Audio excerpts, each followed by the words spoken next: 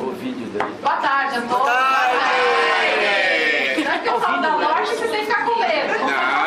Boa tarde. O tema não é esse hoje. Não é esses dois aqui já não?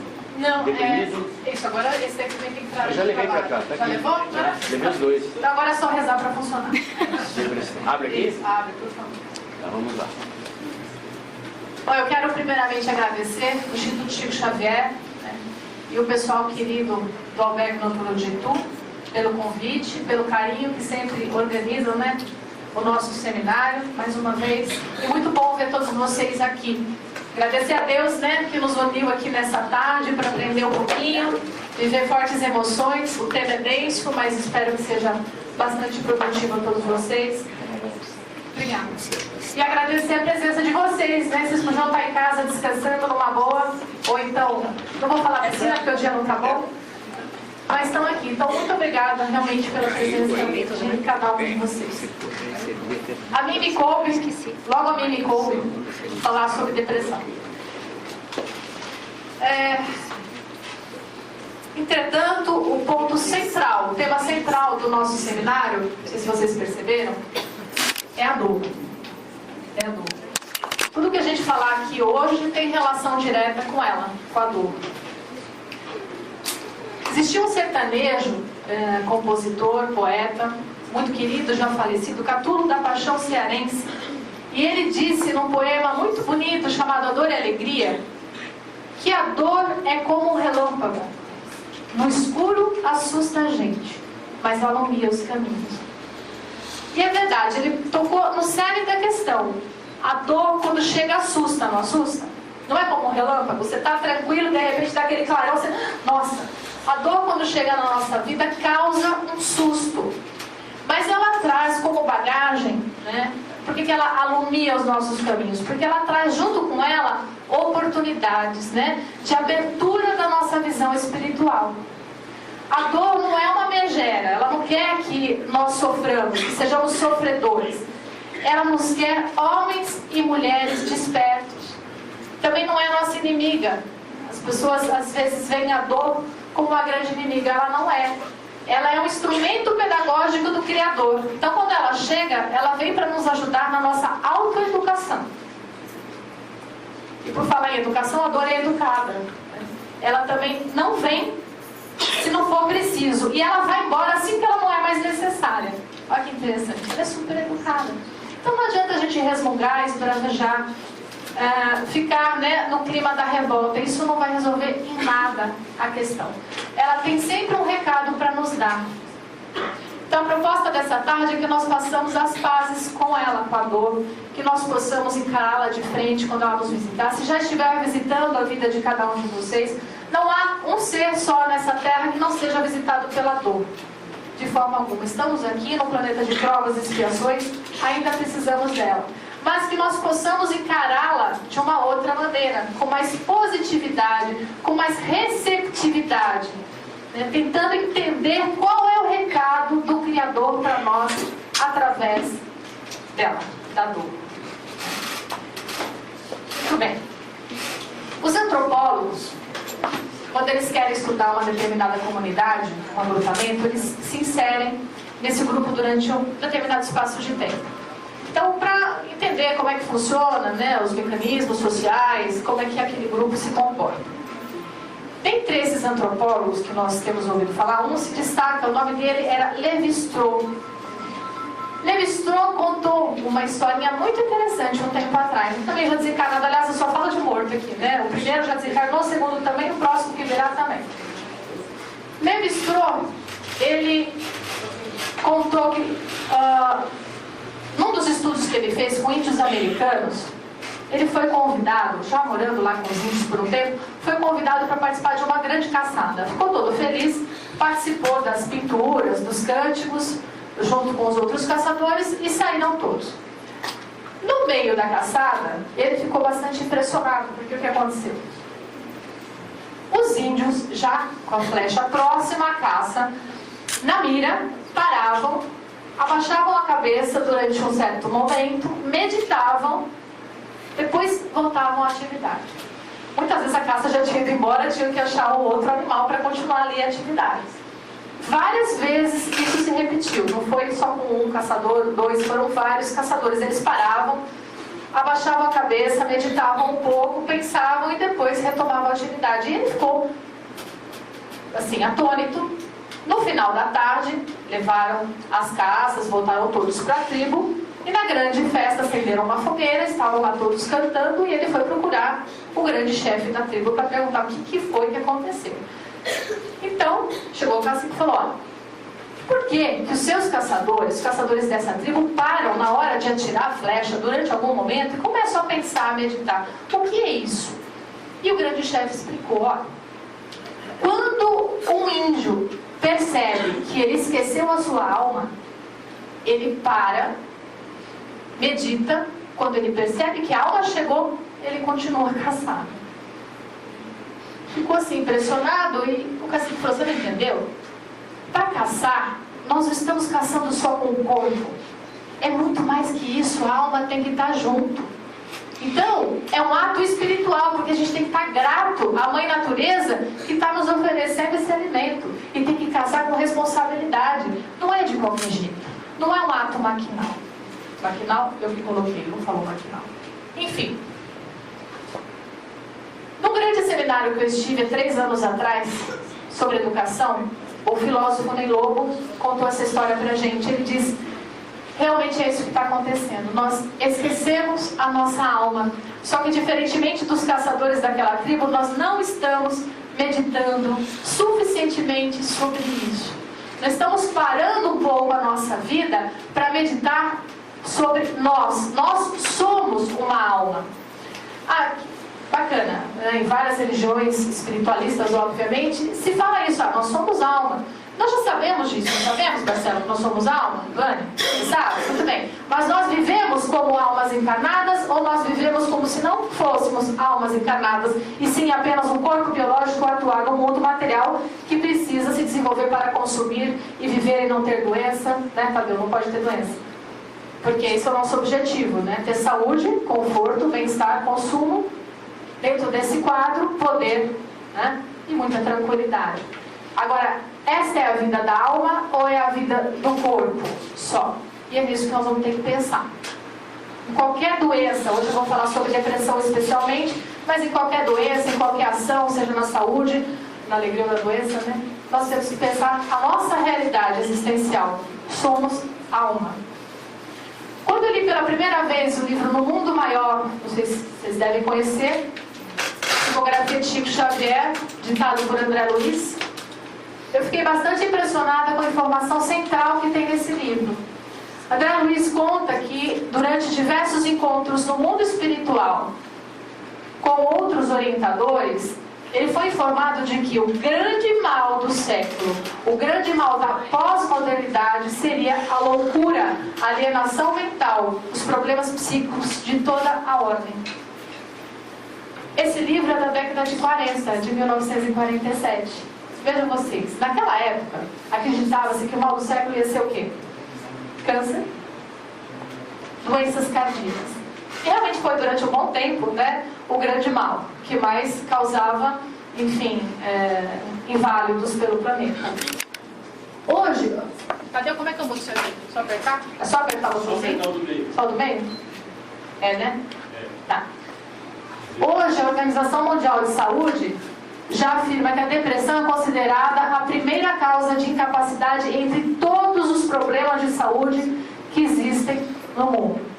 Então, se nós formos pegar o número de incapacitados, a maior parte são os depressivos, em algum grau, seja de leve, moderado ou grave. E aí surge uma pergunta: será que nós realmente estamos mais doentes mentalmente? Ou será que agora a medicina avançou e os diagnósticos estão mais precisos, então nós estamos realmente entendendo o que é uma doença mental? E o que vocês acham? Hã? Vocês acham que agora a medicina avançou, por isso tem mais diagnóstico, ou nós estamos realmente mais doentes? Estamos mais doentes? Estamos. Pois é. Estamos muito mais doentes.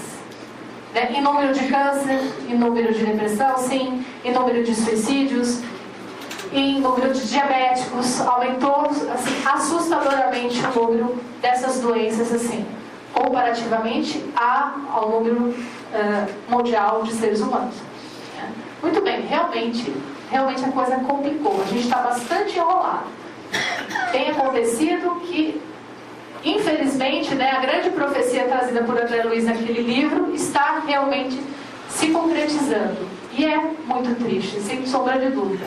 Quando nós falamos em grandes síndromes que atingem hoje as pessoas, a medicina dividiu-as em 5 grandes grupos.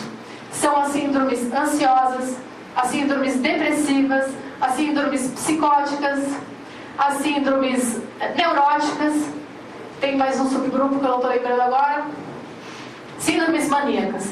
São essas 5. Dentro desses 5 grandes grupos, nós vamos ter N fobias e problemas, etc. e tal.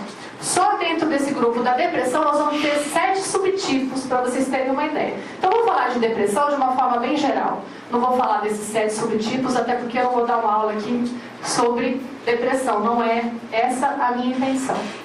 Mas, eu quero chamar a atenção de vocês para um detalhe bastante importante. Embora exista esse diagnóstico assustador hoje no planeta, vamos ter que falar sobre o que não é depressão, entender o que não é. Porque há uma confusão no senso comum, uma confusão muito séria, e que pode causar mais danos, né, do que auxiliar. Por exemplo, tristeza não é depressão. Vocês ficam tristes? A gente tem que ficar... Se vocês ficam tristes, vocês são saudáveis. A tristeza faz parte do movimento emocional normal do ser humano. Há que se ficar triste, temos que ficar tristes. Porque senão somos psicopatas. Aí sim, né, a coisa complica. Temos que ficar tristes. Só que essa tristeza, assim, isolada, ela então não é um sintoma, mas ela pode vir junto com outros sintomas, e aí a gente vai começar a ter que prestar mais atenção nisso. Não faz muito tempo, uma senhora me procurou e disse: olha, a minha irmã está em depressão, porque o marido dela morreu faz 1 ano, e ela chora pelos cantos da casa, e não quer mais participar das festas, não quer mais sair com a família, fica lá isolada. Então eu perguntei, mas fora a tristeza e o isolamento, o que mais que ela tem? Ela come? Tem um apetite danado. Tá. Ela dorme, assim, dorme poucas horas, mas dorme. Legal. Tá bom. Então apresentou mais isso? Não, nada. Não tem. Então ela não tem depressão, ela tem luto. E o luto é normal, né, Vânia? A Vânia vai falar sobre o luto daqui a pouco. Luto é normal. Temos que elaborar o luto e temos que ter um tempo para a elaboração do luto. 1 ano? É patológico? 1 ano? Não é. Depois de 2 anos a gente vai começar a analisar. Até 1 ano não é luto patológico. Essa senhora vai ter que ter um tempo para entender que aquele que ela investiu o amor não está mais ali, realmente não vai voltar. Então esse amor que fica ali circulando sem ter mais aquele objeto querido vai voltar para ela, causa essa tristeza toda, e ela vai ter que reinvestir este amor no mundo. Então aí que tem aqueles casos clássicos que a gente conhece, daquelas senhorinhas que passam a fazer crochê na igreja, né? Encontram outras maneiras de amar. E aí este amor que volta para o mundo, o que acontece a partir daí? Elaborou-se o luto, porque é um amor que tem que ser movimentado. Então ela melhora, ela passa a viver novamente, porque ela voltou a amar. Existe o luto patológico? Sim. Então, o que acontece? A pessoa volta só para ela, não aceita, entra num ciclo de desgosto, culpa, revolta, remorso e tudo mais que é associado, vira assim um luto patológico, e então aí a depressão, realmente nós vamos ver que ela vai se instalar. Só que com muitos outros sintomas, além da tristeza. Então, quando é que eu posso falar realmente que alguém está com depressão? Lembrando que depressão atinge crianças, adolescentes, adultos e idosos. Vai ter que ter pelo menos 5 desses sintomas e sinais que estão aí assinalados. Então a pessoa tem que estar com o humor deprimido, desânimo, perda de interesse, apetite alterado, sono alterado. Quando a gente fala apetite alterado, pode ser muito apetite ou pouco apetite. Tá? Tem um tipo de depressão, subtipo de depressão, chamado depressão melancólica, que a pessoa come chocolate até se acabar. Mulheres, atenção. Muito chocolate. Mas aí vem a ganho de peso e tem outras coisas juntas. E tem também a falta de apetite. Pode ser uma coisa ou outra. Anedonia. O que é anedonia? Incapacidade de sentir alguma coisa, principalmente que seja prazer, uma alegria. A pessoa fica incapaz. Pode aparecer assim aquele parente que ele amava de muitos anos, a pessoa estar ali ou não está, é a mesma coisa, porque ela não sente alegria, nada. Nada com relação a este estímulo. Fadiga, perda de energia, pessimismo, baixa autoestima, concentração prejudicada, pensamentos de morte ou suicídio, isso em casos mais graves da depressão, retardo ou agitação psicomotora. Pelo menos 5 desses sintomas por mais de 2 semanas. Aí nós vamos começar a pensar em depressão. Se não, não. Então, muito cuidado, porque às vezes as pessoas falam, eu estou tão deprimido, faz 2 semanas que eu sou chorada, está comendo super bem, está dormindo super bem, está ali, né? Está concentrado, conseguindo fazer as coisas. Não é depressão. Cuidado mesmo, porque isso pode virar um jargão comum, e aí, para cair no remédio, é muito rápido. E é um grande perigo, porque não há necessidade nenhuma de medicamento no luto normal, por exemplo. As pessoas falam, tá um ano triste, vamos dar um remedinho, né, para ajudar. Não precisa. Elaboração do luto não se trata. Não se trata nem na psiquiatria comum, não se trata na psicologia, não se trata.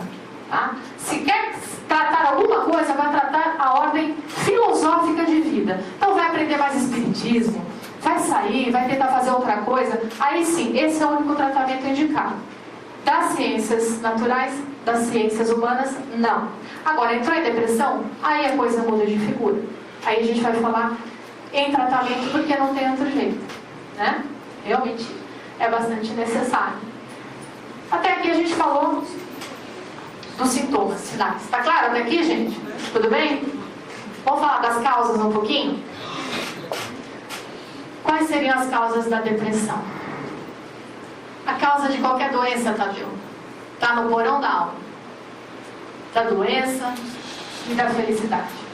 Do sucesso ou do desespero. Tudo está em nós. Mas muita calma nessa hora para não rotular. Isso é um grande perigo. Nós fazemos com frequência. Tadeu falou um pouquinho, vou falar mais um pouquinho, que é para ficar bem, né, saírem com essa informação assim no coração. Tá? Cuidado para não rotular. Porque, por exemplo, fulana de tal, desenvolveu câncer. Vou usar seu exemplo um pouquinho. Desenvolveu câncer. Também guardava a mágoa da cunhada, por isso desenvolveu câncer. Não. Se fosse assim, cachorro nunca ia ter câncer, né? Porque cachorro guarda mágoa? Não. Cachorro de vocês não guarda mágoa, né? Eu tenho. A gente pode ficar super bravo com o cachorro. O que vai acontecer? Dali 5 minutos, ou na mesma hora, ele ainda está ali tentando ver se você dá aquela atenção, tá tudo bem para ele. Ele não guarda mágoa, ele não tem essa capacidade emocional de guardar mágoa, embora tenha consciência. Ok? Seria um outro passo, guardar ou não guardar alguma coisa nesse sentido. Não faz parte do psiquismo do animal, nós acreditamos. Mas, cachorro tem câncer? Muitos. Né? Hoje se questiona a questão das rações, por exemplo. Será que os transgênicos das rações não estão causando muito mal aos animais? Vamos ter que pensar nisso, porque realmente tem muito mais cachorro. Eu não vou falar sobre veterinária, que eu não entendo, né? Mas temos percebido que isso acontece. Então, ótimo, gente. Aí uma dica muito interessante. Um só aspecto da nossa vida não traz a doença. Então eu posso até guardar a mágoa por muito tempo e nunca desenvolver câncer. Conheço um monte de gente assim, né? Me esmágoa, mas não tem doença. Mas por que isso? Né? Por quê? Então, por que será que é isso? Porque toda doença, principalmente o câncer, é multifatorial. Precisa ter o psicológico adoecido, ou seja, guardar a mágoa, que é o emocional. Então vai ter. Tem que estar ruim. essa parte. O ambiental tem que estar ruim. Ambiental, fumaça, enfim, outros problemas que ele convive em sociedade. Bom, é uma questão ambiental. Genética, tem que vir com a genética que propicie o desenvolvimento do câncer.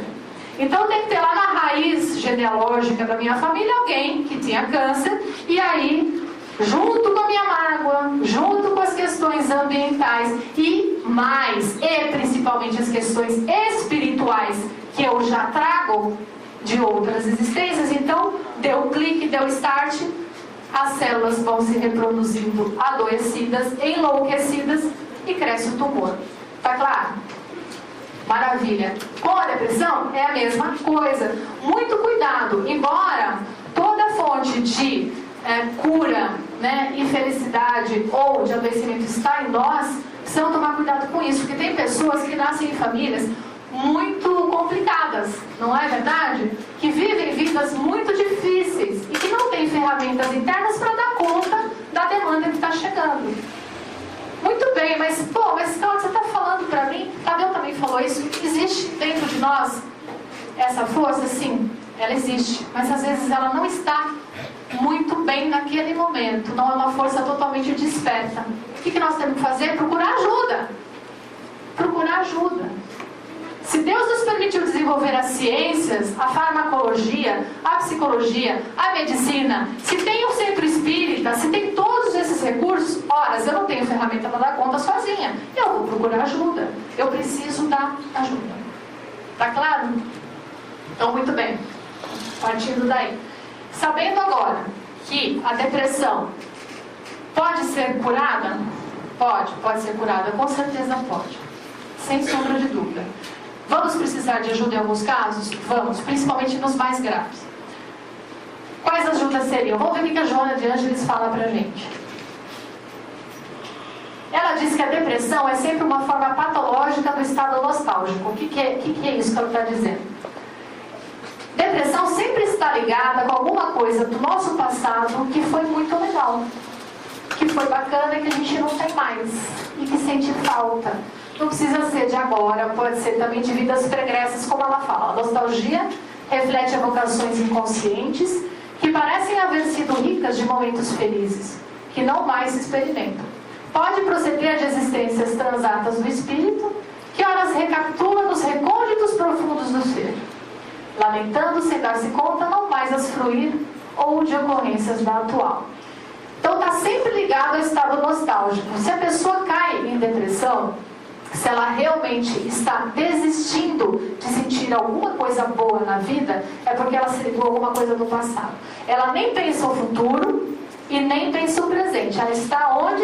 Estacionada lá atrás. E esse lá atrás pode ser atrás de uma semana, de 2 semanas, oi, tudo bom? De 15 dias ou de outras vidas. Realmente pode acontecer. Tá? Muito bem.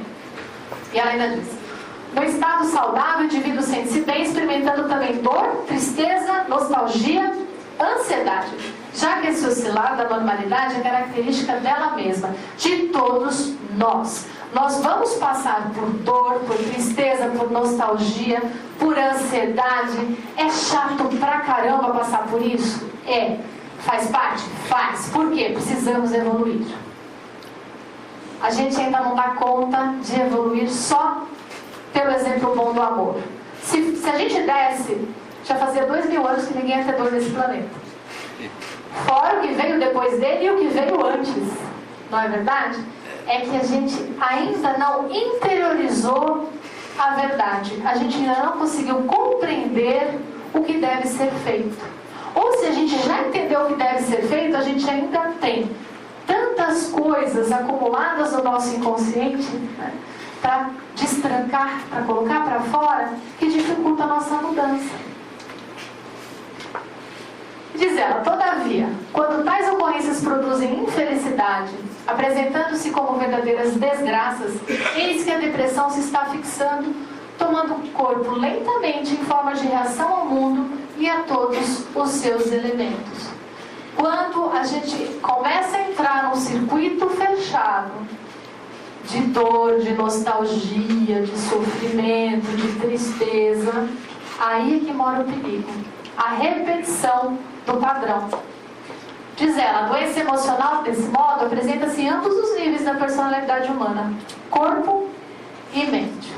Aqui, eu quero fazer um comentário um pouco mais longo. Mente a gente tem falado bastante. E corpo? Por que corpo? A depressão está lá no meu cérebro? Alguns profissionais materialistas vão dizer que sim, é uma questão química da sinapse. Está faltando aí alguns elementos que precisariam estar para facilitar aí a sua sinapse e não está fluindo muito bem. Entretanto, a condição é oposta. O que realmente acontece? Nós entramos num pensamento repetitivo de tristeza. Ai meu Deus, porque comigo, né? Que porcaria, porque o mundo é uma droga, porque comigo, porque tudo é horrível. Isso se repete, até que chega um momento em que o cérebro, ele entende, ele começa a ter vida própria. Ele começa a se transformar, as sinapses realmente se transformam e formam um circuito fechado, aonde depois o que vai acontecer, mesmo que nós queiramos mudar essa onda de pensamento, a gente já não dá mais conta. É um atavismo celular que puxa o ser humano para o mesmo comportamento. Olha que interessante o que eu estou dizendo para vocês. O que isso quer dizer? Quer dizer que assim, a pessoa vai lá no Centro Espírita de Itu, ela está em tratamento, ela está ouvindo as palestras do Tadeu e falou, vou mudar, não quero mais depressão, não quero mais essa história. Também está fazendo análise, procurou um bom terapeuta, está fazendo análise. E aí ela procura o Tadeu depois do final da palestra, já era a 8ª palestra que o Tadeu estava fazendo, ela está lá, terminou um tratamento, começou outro, e ela não melhora, ela não dá conta. Tadeu, o que está acontecendo? Olha, não dá. Aí o Tadeu fala para ela, mas você já procurou ajuda psiquiátrica também? Porque de repente também precisa disso. Sim. Aí ela vai e procura um profissional. O que o profissional vai fazer?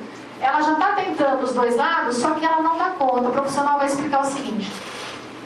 Existe esse atavismo, está um circuito fechado de pensamento. Então mesmo que ela queira mudar, ouvindo só o Tadeu, ela não tem força para mudar realmente, para deixar de estar depressiva. Aí o que ele faz? Ele receita um remedinho. O que o remedinho vai fazer? O remedinho é uma moratória. Ele vai entrar nessa sinapse e ele vai bloquear esse circuito fechado que está acontecendo, essa rede autônoma que está acontecendo. Entrando ali, o remédio vai fazer o quê com essa moratória? Ele vai parar. A pessoa vai deixar de pensar tanto no sofrimento e na tristeza dela. Aí é a hora do quê? O que o médico tem que falar? Sai correndo. Eu desamarrei você da corda, tá? Isso o remédio vai fazer. Desamarra a pessoa daquela corda que ela estava amarrada. Agora sai correndo, muda. Porque se ela não mudar, o que vai acontecer? Vai voltar. Ela vai criar tolerância e o remédio já vai começar até a não fazer efeito, vai precisar aumentar a dose. Se tirar, está dependente e vai cair em depressão espírita. O que é sair correndo? Sair correndo é o seguinte, então vamos dizer, aquela pessoa que tomou o medicamento, saiu do consultório, passou na farmácia, tomou o remédio começa a fazer efeito, e aí ela chega lá, né, nosso amigo de Júpiter, fala, bom dia, você tá bom? Que legal que você tá aqui, né? Sentindo essa alegria mesmo. E aí fala até pra ele, nossa, você viu o dia como tá bonito? Ele falou, tá chovendo. Não, mas o dia tá legal, vamos lá. E aí ela começa a fazer atividades, volta lá, ouvir o Tadeu, já tá mais animada, pensando o que o Tadeu tá falando. A vida dela vai mudando. Dali 2 meses o médico fala, bom, então agora vamos diminuir um pouquinho, porque você tá super bem. Vamos ver como é que você fica. E ela continua encontrando com eles e vai melhorando, tira o remédio, sarou. Por que sarou? Por causa do remédio? Não, ela sarou porque ela mudou. Ela mudou a forma de ser e existir nesse mundo. Por isso que ela sarou. Por isso que está na nossa alma a nossa cura. Mas às vezes a gente precisa de ajuda. Um outro exemplo, a pessoa sai do consultório, passa na farmácia, começa a tomar o remédio e o remédio vai me curar. O remédio vai me curar. Encontra um rapaz de Júpiter. Como é que é teu nome? PC. PC você ficou, vai ficar marcado. Careca de Júpiter, não tem jeito, né? Encontrou com ele. O cara já, não sei se ele é legal. Aí encontrou o Tadeu. Tá lá vendo o Tadeu falar, começa a falar, pô, mas o Tadeu fala tanto, né? Meio chato, não sei o que eu tô fazendo aqui. Porque quem vai me curar é o remédio, né, Tadeu? Não é? Não é esse tratamento, acho que eu nem vou continuar por aqui. Aí encontra outra pessoa no meio da rua, começa a fazer fofoca. Aí fala da sogra de um, do cunhado do outro sempre, né? Que o homem é corintiano, que hoje já devia ser corintiano. E aí, então, como é que fica o circuito mental da pessoa? O mesmo. Ela quer manter esse atavismo. Ela quer sustentar esse atavismo. Ela não quer sair dele. Então, tirar o remédio, depressão. Isso se não causar a bendita da tolerância, vai ter que ir aumentando dose e vir com outras coisas, enfim. Tem pessoas que não dão conta e caem, infelizmente, né, no crime do suicídio. Tá claro isso? Essa era a pausa que eu queria dar. Então, corpo e mente é nesse sentido. Por isso que temos que entender bem. O remédio às vezes é necessário? É. Ferramenta sagrada, o remédio, muitas vezes, muito. Mas não podemos ficar dependentes dele, de jeito nenhum. Porque a cura está em nós. E ela diz, imprescindível, portanto, que o paciente entre em contato com o seu conflito, que o libere, desse modo superando o estado depressivo. Bárbaro.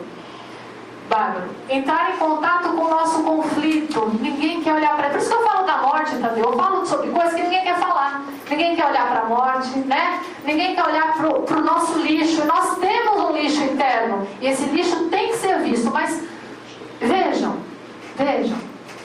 É o adubo da nossa vida, o nosso lixo. Ele é ótimo. Nós temos que ter ainda um lado ruim, porque estamos aqui bárbaro, então vamos olhar para ele, beleza, agora aqui isso aqui eu tenho que ajustar, isso aqui está bacana, isso aqui aumentar, vamos potencializar aqui. Importantíssimo. Vamos sair do automático. Lembra do índio que para caçar, espera, porque ele quer sentir a própria alma? A gente tem que se sentir como nós somos, almas. Refletir sobre isso. Qual é o nosso papel aqui? Por que nós estamos aqui? De onde nós viemos? Para onde nós vamos? Nesse curtíssimo espaço de tempo que nós temos aqui. Eu estou falando com vocês há 40 minutos, quase 35 minutos, 40. Isso não é nada perto da nossa vida toda. Isso não é nada. Não é nada. Mas estar podendo falar aqui para vocês hoje é muito importante para mim. É muito legal poder falar com vocês. Isso é muito importante mesmo, e é o meu presente. Então vamos curtir o presente, mas tendo essa noção de temporalidade. Aqui o espaço é curto, temos que aproveitar com coisas boas. Senão depois, como disse o Chico Xavier, qual é o maior sofrimento do espírito no além mesmo? Ele explicou pra gente, o maior sofrimento do espírito no além é a consciência do tempo perdido. É isso. E ela continua, diante de alguém que realmente se interesse pelo seu problema, o paciente pode experimentar uma explosão de lágrimas. Todavia, se não estiver interessado profundamente em desembaraçar-se da couraça repetitiva, fechando-se outra vez para prosseguir na atitude estoica em que se apraz, negando o mundo e as ocorrências desagradáveis, permanecerá ilhado no transtorno depressivo. É o que eu expliquei ali atrás. Se ela se fechar nela mesma, vai acontecer isso. Tem pessoas que querem que a gente escute o choro, a lamentação dela, não para que nós a ajudemos de alguma maneira. Já perceberam isso? Elas só querem poder falar o quanto elas são infelizes e o quanto o mundo é injusto para elas. Elas não querem nem que a gente mude muita coisa, porque elas também sabem que nós não vamos conseguir mudar nada.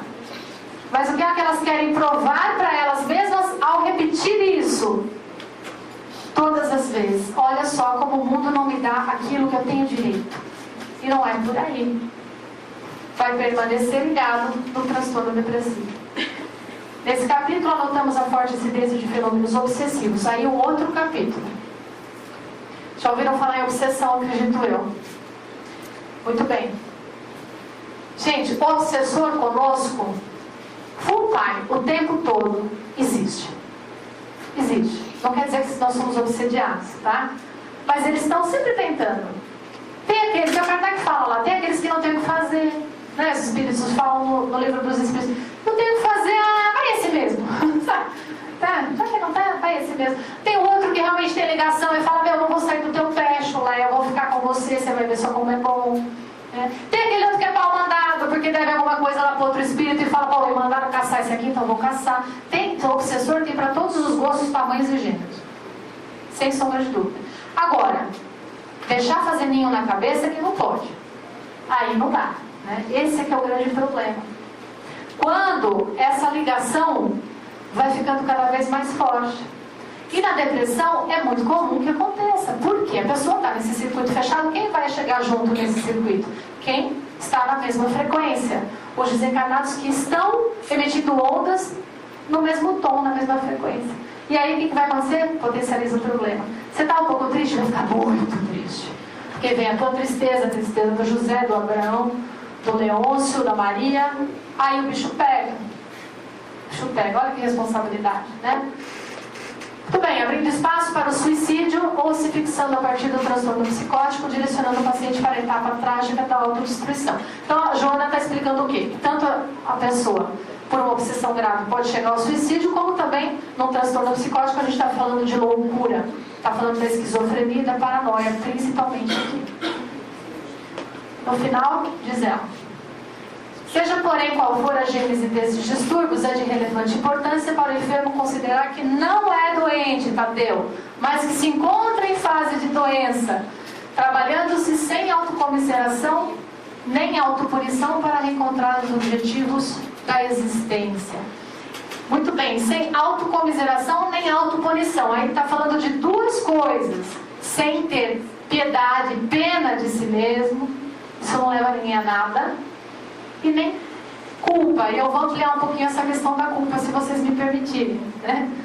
Culpa para mim é um pouco diferente da culpa que as pessoas usam no senso comum. A culpa é positiva no primeiro momento. Porque o que é a culpa? No dicionário, se vocês forem ver, vocês vão descobrir. A culpa é a tomada de consciência do erro. É importantíssimo que a gente sinta culpa, porque senão, de novo, psicopatas à vista. Precisamos sentir culpa. No primeiro momento, que é a nossa consciência do mal realizado. Depois deste primeiro momento da culpa, a gente tem duas direções possíveis: o remorso ou a reparação. Tá? Remorso, de novo, circuito fechado, pensamento. A gente acha que está pagando uma conta se autopunindo, o que é uma grande inverdade. A gente não paga nada através do remorso. A gente só acerta a conta com a lei divina na reparação. Muito bem. Reparação, gente, vem numa palavra do grego chamada metanoia. Metanoia no grego quer dizer mudança de mentalidade. Isso é reparação. Então, quando nós mudamos a mentalidade, vamos para o mundo fazer coisas boas, nós estamos reparando. Ah, mas eu fiz mal para o José. José morreu. Lascou. Só me sincero, né? Como é que eu vou reparar alguma coisa? Lascou. Só o remorso agora. Não, porque o José é irmão do Abraão, do Constantino, da Maria, da Josefa, e todos os outros nós podemos aprender a amar. Amando o mundo é o que importa. Não há amor que cobre uma multidão de pecados, falou Pedro? Muito bem, por aí. Sem esforço pessoal, muito dificilmente será encontrada uma fórmula ideal para o reequilíbrio, mesmo sob a terapia dos neurolépticos, disse ela no final, que eu já tinha comentado a respeito. Muito bem.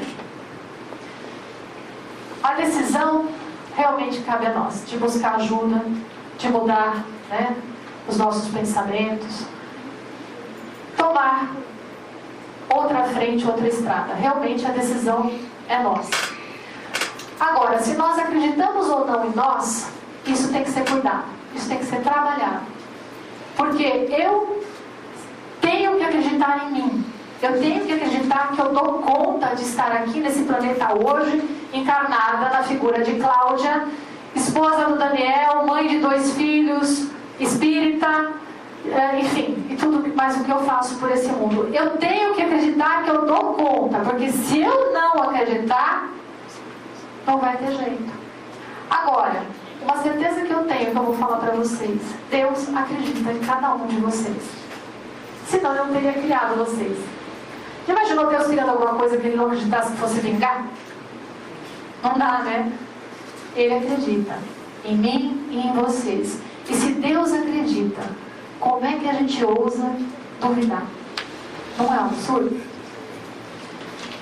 Eu vou finalizar com um vídeo que eu quero passar para vocês. O texto está em espanhol. Eu ouvi pela primeira vez e é o recado que eu gostaria realmente de deixar marcado para vocês hoje. Esse texto foi escrito por um cantor e poeta argentino, também já desencarnado, como todos os outros que eu citei, né? André Luiz também já foi, Chico, enfim. Também já desencarnado. Esse argentino muito querido fez letras com músicas maravilhosas.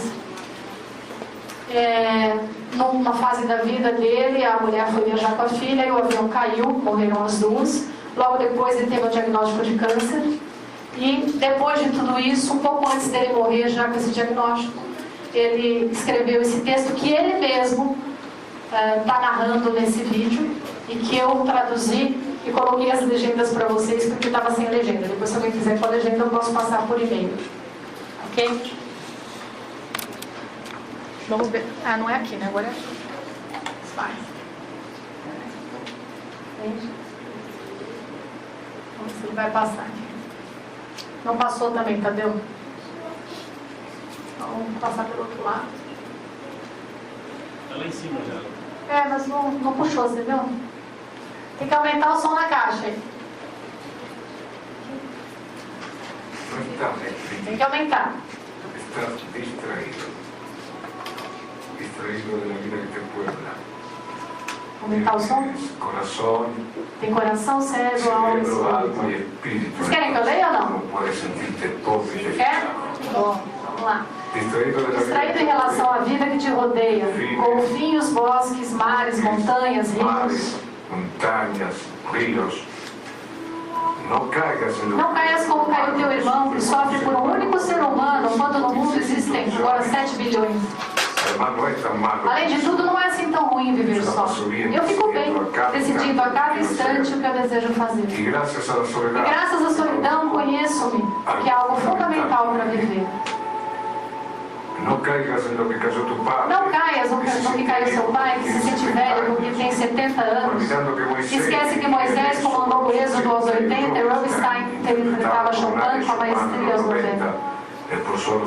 Isso só para citar 2 casos conhecidos. Não estás deprimido. Não estás deprimido, estás distraído. Por isso acreditas que perdeste algo, o que é impossível, porque tudo te foi dado. Não fizeste um só cabelo da tua cabeça, portanto não pode ser dono de nada.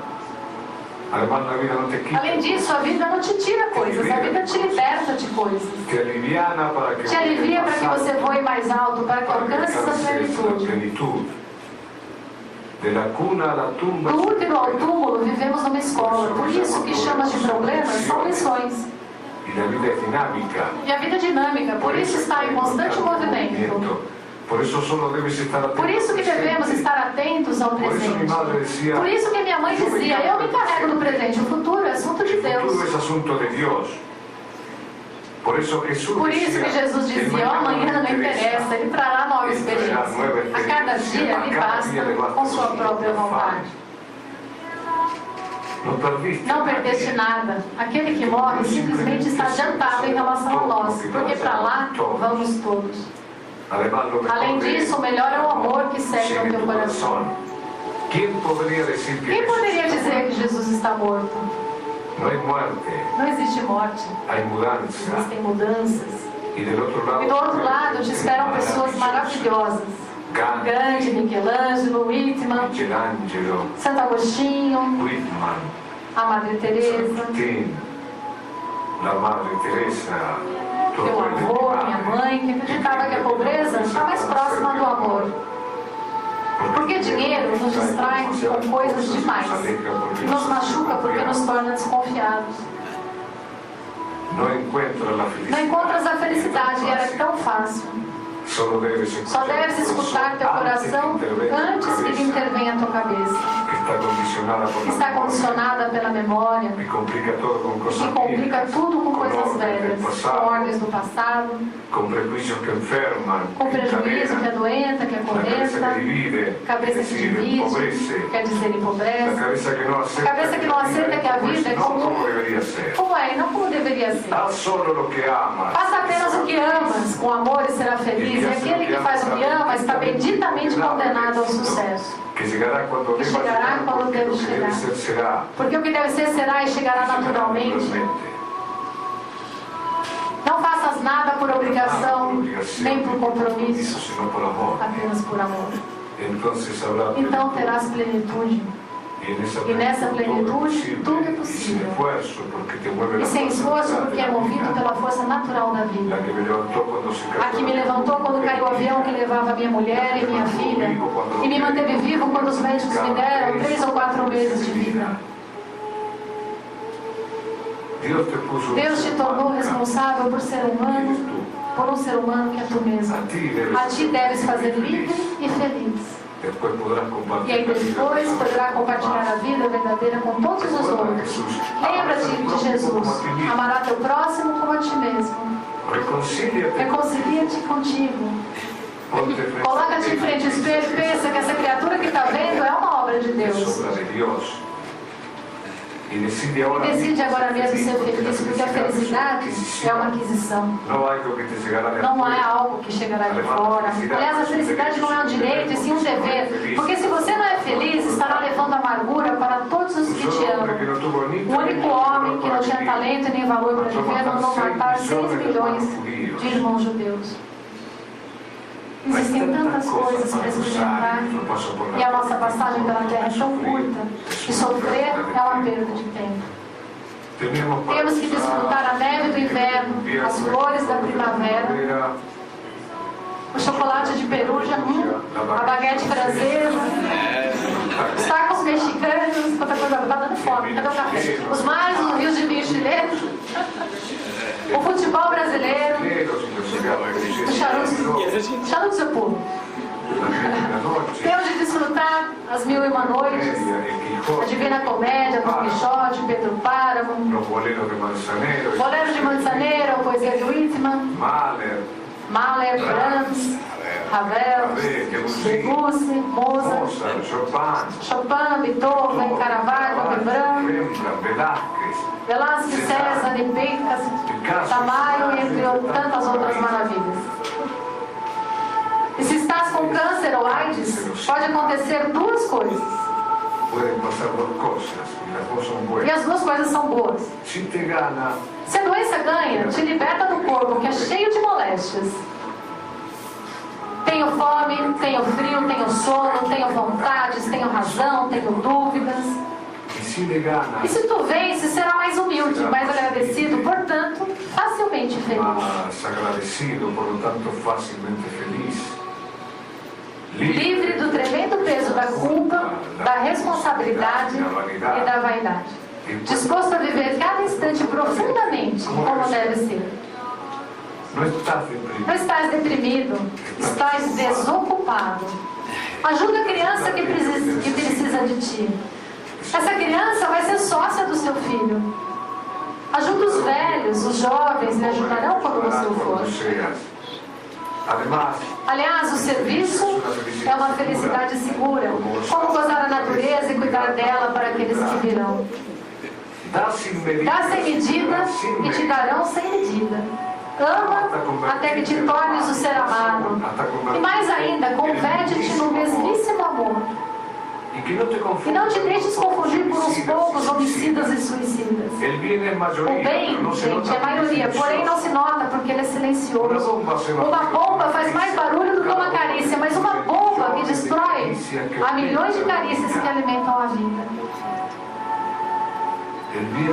O bem alimenta-se a si mesmo e o mal destrói-se a si mesmo. Se o mal soubesse que é um bom negócio ser bom, ele ia ser bom nem que seja por negócio. Não estás deprimido, estás distraído. Se você escutar o outro, o que ele deve adentro, saberia tudo.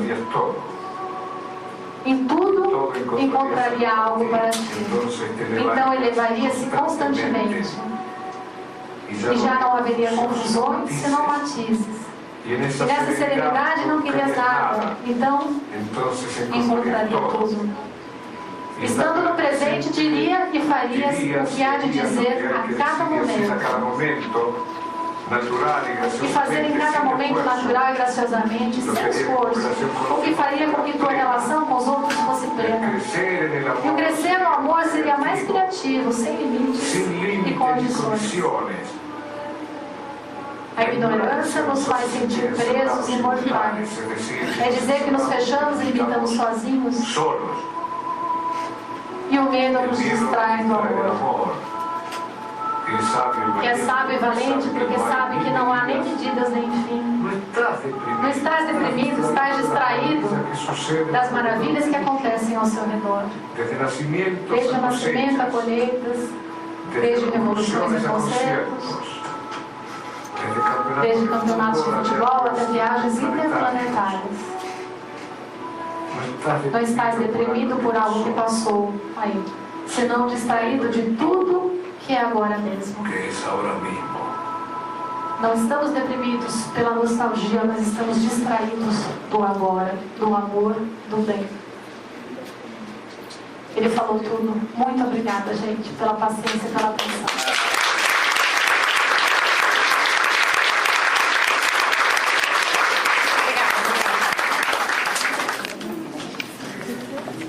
Alguém tem alguma dúvida sobre o que eu falei? Sobre o que o Tadeu falou, também está valendo, ele está aqui. Eu tenho uma... Na verdade, sim, eu ouvi falar uma vez que a doença começa na alma e vem para o corpo. Eu queria saber o que você podia falar com relação a isso. Tá? Ela fez uma pergunta aqui. Ela disse que ela ouviu uma vez que a doença começa na alma e depois vem para o corpo. Ela queria saber se isso realmente procede. Boa pergunta. Sim. A doença começa sempre na alma. Sempre. Porque, na verdade, somos alma. A nossa essência real é essa, né? Nós somos um espírito agora encarnado. Então, o que acontece? Qualquer doença que nós desenvolvemos, ela tem relação direta com as nossas disposições íntimas, com aquilo que a gente traz, né, de mercadoria no nosso inconsciente do passado. Então, isso explica, inclusive, aliás, é só o Espiritismo que explica isso tão bem. Por que crianças nascem, por exemplo, como nasceu o filho, o neto do Tadeu, né? Como é que vem com um mal desse? Ou então outras crianças que nascem depois de 1 ano já estão com câncer. São tantas, na verdade, quem vai no Boldrini em Campinas sabe disso. Então, como é que a gente pode explicar isso? Só pode estar a doença no banco da alma. Então, o que acontece? Ela realmente tem um fator genético associado, mas não é que, então foi numa roleta russa e aí ela caiu naquela mãe que, puxa, que azar, aquela mãe tinha lá o óvulo que estava com essa deficiência. Não, não é isso. Quando esse espírito vai se imantar ao novo corpo, lá, né, no útero, ele traz já no perispírito dele. Você sabe o que é perispírito, gente? Muito mais, sabe? Legal, o corpo espiritual, né? É no corpo espiritual que fica registrado tudo isso. No perispírito dele já tem esse registro, né? De prova, pode ser prova, como ele falou, expiação, enfim, isso não importa. Aí o que acontece? Esse espírito vai se ligar justamente naquele espermatozoide que foi selecionado por uma força magnética que vem do espírito e que fecundou aquele óvulo daquela mulher. Então não tem acaso. O espírito, o perispírito já trazem toda a informação daquilo que ele precisa desenvolver. Agora, um outro detalhe que eu acho bem importante. E o fulano de tal, por exemplo, que tenha todas as características para ter o problema. Por exemplo, filho de 2 que são primos, podia ter vindo com retardamento, tinha tudo para ter dado errado e não deu. Né? Às vezes estava até no planejamento dele dar errado alguma coisa. Olha, pode ser que com 30 anos você desenvolva câncer, tá? Mas não desenvolveu. Por que será isso? De novo, vamos evocar o Pedro. O amor cobre uma multidão de pecados. Às vezes, até aquilo que era para ser de muito ruim, não acontece porque nós tomamos decisões muito positivas. Então, vem ali, né? Emmanuel fala isso bem. Se quando a justiça divina vem bater na nossa porta para cobrar o que nós estamos devendo e não se encontra trabalhando, ela vai embora. Ela vai embora. Então, aí a necessidade do nosso esforço constante de melhorar íntimo. Então, sem dúvida alguma, está na alma a felicidade ou a dor. Tá? Mais alguma pergunta? Sobre depressão? Não? Tudo bem? Tem um oi, Antônio. Não é pergunta, é uma dica. Eu tenho uma amiga que é extremamente pessimista. E ninguém quer ficar próximo dela, inclusive eu. Às vezes eu mesmo distancio, porque ela traz consigo uma carga negativa muito grande. Então, a gente um pouquinho sensitivo percebe, sai. Quem não é, pouco tempo que fica também sente, então evita ela. Me diz uma coisa, o que fazer com essa pessoa? Você percebe que ela não está nem aí a fim de mudar, mas ela sempre tem uma notícia ruim. Alguém, na família dela, quando não morreu, está doente em fase terminal. E ela é um poço de problemas. Aí olha para ela e agora? Gente, comentou assim, a pessoa é muito pessimista, ela é o pessimismo encarnado. O que fazer com ela? Porque ela acaba afastando todo mundo, né? Como agir com relação a essa pessoa? Aí você me fez lembrar de Jesus mais uma vez, eu adoro lembrar dele. Diz que Jesus certa vez estava passeando com os seus discípulos e tinha um cachorro apodrecendo na beira da estrada, estava morto, e tinha urubus comendo, a lagarta já estava aparecendo, imagina o cheiro, né? Hoje passeando lá com meu marido, tinha um pato nessa situação, a gente quase passou mal na caminhada, o pato estava morto lá disso. E aí os discípulos, credo, que horrível, olha só, tá morto, E aí Jesus olhou e falou, puxa, tinha lindos dentes esse animal. Tinha lindos dentes esse animal. Então, na verdade, o que ele nos ensinou com isso, Antônio? Embora todo esse pessimismo e tal, vamos sempre entrar com um dado positivo para essa pessoa. Não entrar no negativo dela, junto com alguma coisa dela. Mesmo que o que ela esteja falando seja ruim, se você realmente tem uma ótica espírita de vida, você vai achar um aspecto bom. Porque na doença tem coisa boa, na depressão tem coisa boa. Não sei se vocês perceberam, mas a depressão, lá no comecinho, quando eu falo da dor, ela está incluída nisso. A dor não é inimiga, não é megera, ela nos quer despertos. Se eu cair em depressão e sair, quanta coisa eu posso aprender com ela? Aprendo que eu posso me superar, que eu tenho força, aprendo a ver o mundo de outra forma, eu cresci. Então ela foi, a depressão, gente, ela foi o quê? Foi um degrau na minha escada evolutiva, ela me ajudou a dar um passo a mais. Eu não posso ver a depressão como uma coisa só ruim. Ela é ruim enquanto ela está aí, depois que ela passou, você vai ver que ela foi boa. Então é chegar para essa pessoa e mostrar os dentes do cachorro. Claro, mas tinha dentes bonitos esse cachorro, quer dizer, realmente, mas olha só, deve ter coisa boa junto nisso, vamos tentar achar juntos. Acho que é por aí. Mais alguma fala? Tá tudo bem? Oi? Para os dois. Vocês não acham, eu não sei se eu deixei de compreender alguma coisa, mas vocês não acham que seria muito cruel dizer para um doente de câncer, né, que foi muito citada aqui a doença,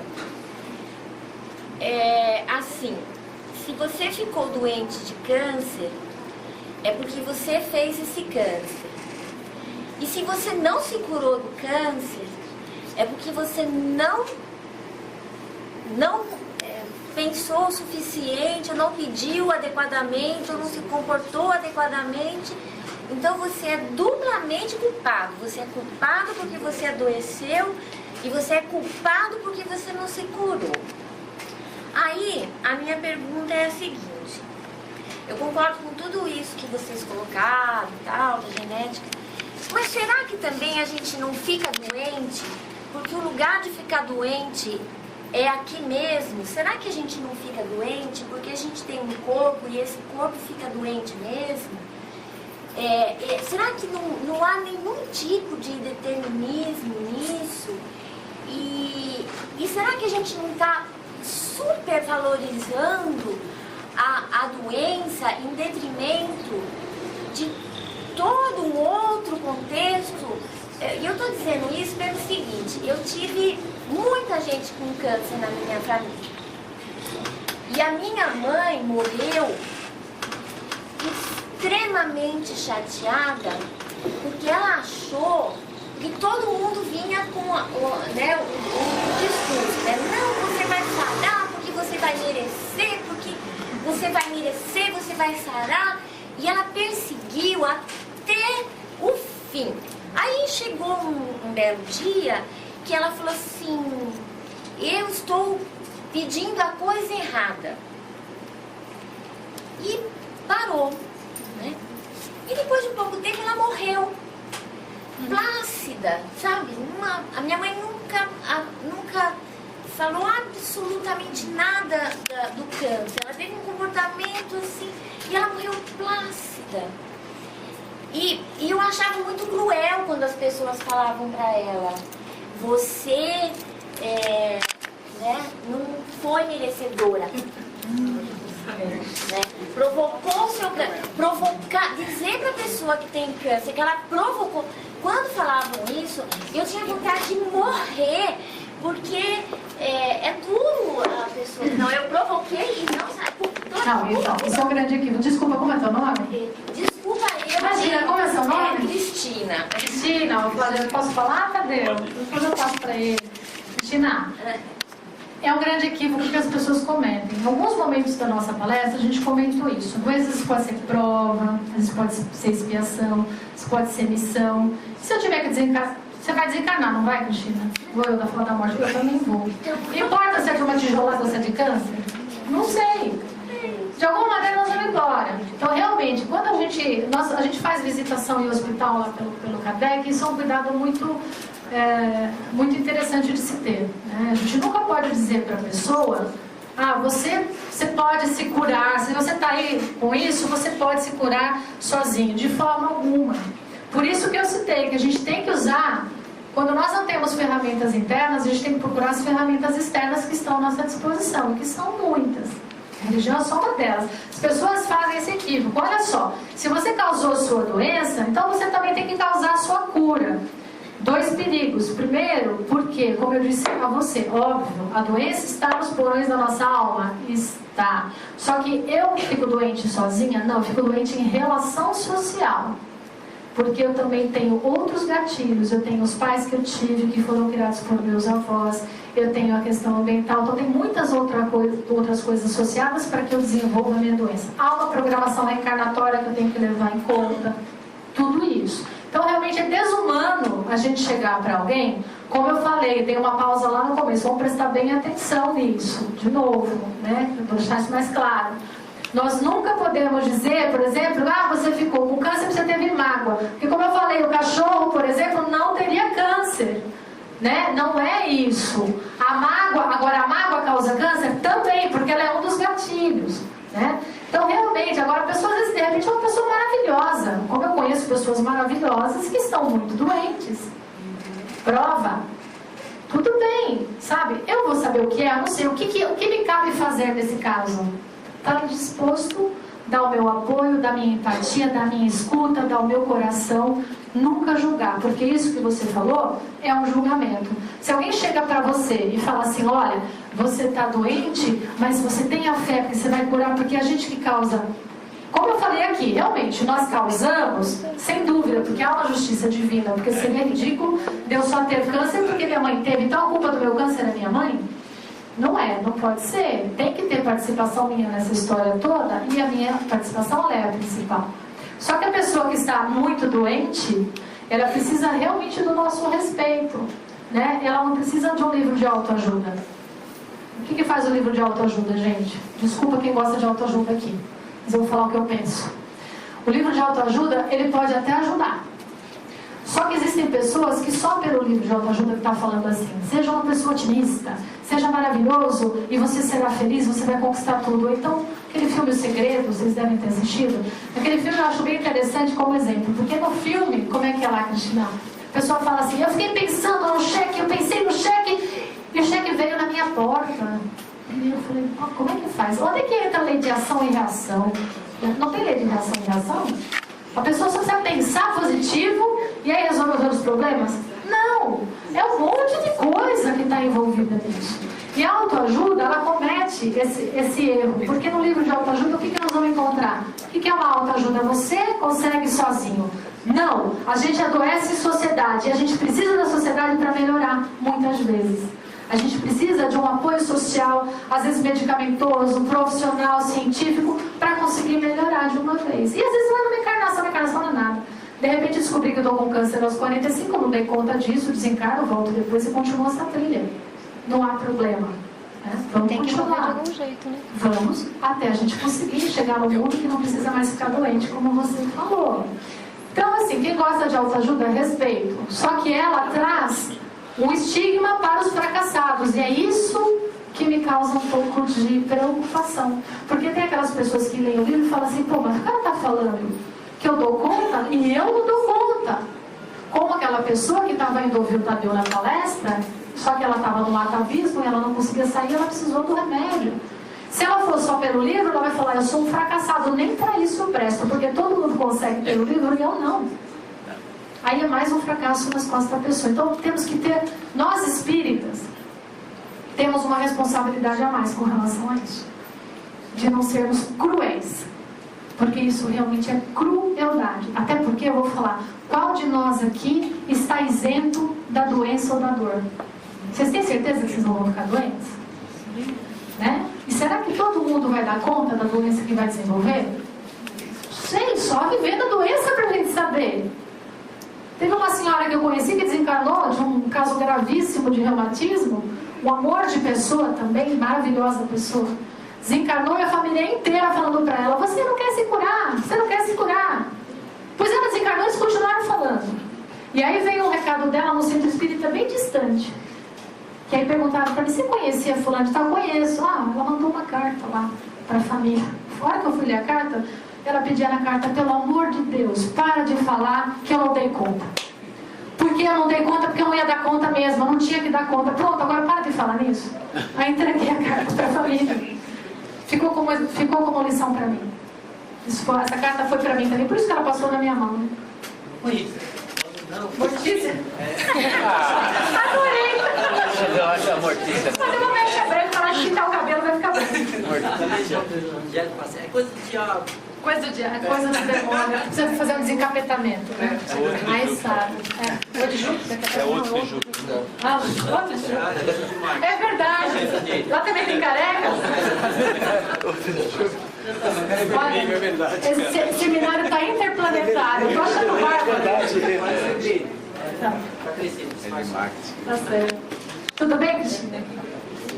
Bem, legal. Eu só porque na realidade em seminários, acredito eu, né, ajuda a capacitar as pessoas, né? É para isso que a gente... E os espíritas, eles visitam muito os doentes, né? A gente recebia muitas visitas, né? Mas a gente percebia que tinha essa diferença. Alguns chegavam assim, valorizando outras coisas, né? E então na hora, só assim, o doente, ele não precisa escutar. Cris, eu entendi o que você disse. O que o conceito nosso que a gente está tentando passar para vocês é o seguinte: o problema não é o problema. O problema é como nós encaramos o problema. Então, a doença não é um problema. O problema é como nós encaramos a doença. Se você encara a doença como uma oportunidade, uma grande oportunidade de evoluir, pouco importa se ela vai se curar ou não. Importa que você tirou grandes lições da vida. A tua mãe ficou calma na última semana porque ela compreendeu e não precisa fazer mais nada. Compreendeu, encerrou o problema. O rapaz queria se matar aos 8 anos, mas a hora que ele compreende, para de ser problemas. Aquela menina que eu apresentei aqui, a Vitória Martins, ela pediu para a mãe: mãe, será que é errado pedir para Deus para eu dormir e nunca mais acordar? Uma criança de 11 anos falar isso. Cada vez que eu falo isso, eu me arrepio de vontade de chorar. E um filho falar isso para o pai. Mas no momento em que ela compreende a missão dela, reparem, ela não pede cura na hora que ela fala. Eu peço para que Deus me dê forças para enfrentar a situação. É isso que nós temos que passar para as pessoas. Força, coragem para enfrentar isso. Agora, se você vai sair dessa ou não, que você vai, você vai. Como eu não sei, mas que você vai, você vai. Então, não compete a mim falar isso. Eu tenho que ter muita compaixão e respeitar o lado do outro. Porque quando é com os outros é fácil. Quando é com você, vai fazer uma tomografia. Só de fazer a tomografia. Só o médico viu, estou pedindo uma biópsia. Pronto, só o nome, o cara já morre de diagnóstico. Não precisa nem ter nada. Espera para ter primeiro. Espera o cara falar, para depois saber o que vai fazer. E quando falar que vamos ver o que nós vamos fazer daqui para frente. Continua aqui. Paciência, uma vez só aconteceu na vida, paciência. Olha, é irreversível, resignação. Mas vá até o último minuto, sendo feliz, convivendo com as pessoas com amor e carinho. É esse o recado. Não é fazer essa apologia à doença, não, e nem ficar, você que causou a doença. Claro, nós temos que saber que nós causamos, para a gente mudar. Eu tenho que mudar o curso da história, senão Senão fica muito fácil jogar só para genética, jogar... Não, eu tenho responsabilidade, claro que nós temos. Então, vamos cuidar da nossa parte. Agora, se vamos sair dessa ou não, aí não depende mais de nós. Vai depender de uma série de outras coisas. Ok? Alguma pergunta mais para a Cláudia? Posso só fazer só uma colocaçãozinha Vamos lá. rapidinha? Qual o conselho que vocês dariam pela experiência, pelo conhecimento que vocês têm de uma pessoa que é cética em relação à depressão e acha que só a parte medicamentosa que vai tratar, que vai curar ele da depressão? Qual é o conselho que vocês dariam para uma pessoa assim? A pessoa não tem nenhuma busca por espiritualidade. Ela acha que só o remédio vai resolver. Até tem, mas não acredita muito e acha que é só a parte medicamentosa que vai curar ele. Tá. Já está usando o remédio. 22 anos. Então aí já causa uma dependência, mantendo aquele circuito, né? Isso. Tá. Assim, dentro do espiritismo, o que a gente pode indicar? Tratamento à distância? Sim. Às vezes a pessoa não quer ir até a casa espírita, mas você pode ajudá-la através de preces intercessórias em determinadas casas que fazem. Nos momentos das vibrações, vão visitar. O que acontece durante as vibrações, né? Numa casa espírita que faz um trabalho legal. Um grupo de pessoas vai estar vibrando e pedindo para que aquele doente seja visitado. Então, durante essa visita, ela é feita, sem sombra de dúvida. Então, a equipe médica que atua junto com a casa espírita vai até aquela pessoa que está doente e vai diagnosticar o problema, né? E a medicina espiritual é muito mais avançada do que a nossa. Então, se houver ali, né, questões obsessivas graves, mas se eles puderem atuar ou interceder para pelo menos brindar a pessoa emocionalmente, eles vão tentar fazer. Para deixar ela com uma curiosidade, né, com uma vontade de despertamento. Você me entende? Durante algum tempo, enquanto eles estiverem fazendo esse trabalho. Geralmente as vibrações são 4 semanas e essa pessoa semanalmente é visitada. Ali é como se fosse o remédio, lembra que eu comentei que ele entra como uma moratória? O tratamento espiritual também vai entrar como uma outra moratória. Você entende? Vai tentar interceptar ali qual que é o cerne da questão, subtraindo os obsessores que provavelmente já estão ligados à pessoa, tirando eles. Então, ele vai começar a pensar solitariamente. E aí há uma chance da pessoa despertar e falar, não, eu não posso ficar só na base do remédio, eu também dou conta por outros lados. Então, assim, dentro da doutrina, a gente vai indicar isso. Agora, uma rede social fortalecedora, o que é? A família, né? Dando apoio, ao diálogo, à conversa, tudo isso auxilia a pessoa, ajuda muito. Psicológico, psicoterapeuta. A pessoa faz psicoterapia, também é importante. Também é importante. Né? Porque aí o que acontece? Realmente o medicamento não vai fazer verão. Né? Ele vai talvez fazer com que a pessoa fique adormecida até o resto dessa encarnação. É o paliativo, porque não vai na causa. Tá? Então, assim, a única dica a mais que eu posso te dar é essa das vibrações à distância, que realmente eu sei, já ouvi muitos casos, ajuda bastante. Obrigado. Cláudio, uma colocação também, porque eu vivi na pele e ainda tem um pedacinho ainda passando, mas graças a Deus já está tudo legal com o meu filho. A compreensão da família é muito importante, porque às vezes a família acha que é frescura, que é psicológico, que é rebeldia. Então a compreensão da família, a família acolher e ficar ao lado, incentivando, conversando, auxiliando de alguma forma, né, fora o medicamento e o tratamento espiritual, ajuda muito. Como eu falei, o apoio sócio-familiar, isso é muito importante. A médica mesmo fala isso. Pessoal, nós estamos extrapolando o tempo. Vamos fazer o seguinte, vamos fazer uma pausa para o café. Segundo a Cláudia,